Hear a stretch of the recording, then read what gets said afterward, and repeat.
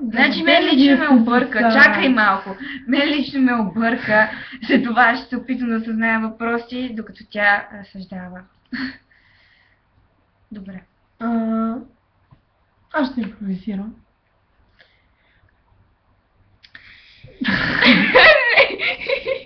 Тук имаш импровизация. Това е много ампула за мен да бъда водеща. Това се притеснявам, но ще ти отговоря на този въпрос.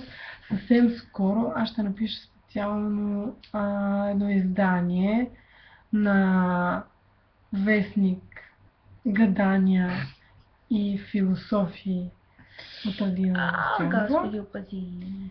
Там надълго и на широко ще ти обясна какво можеш да правиш, когато искаш и какво не можеш да правиш, когато не искаш.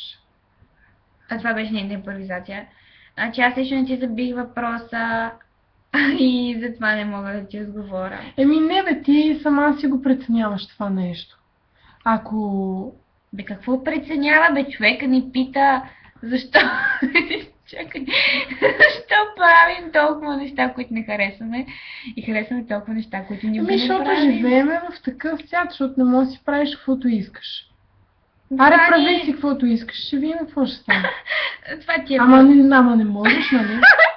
И това ще примиряваш. Ще правиш това, което трябва.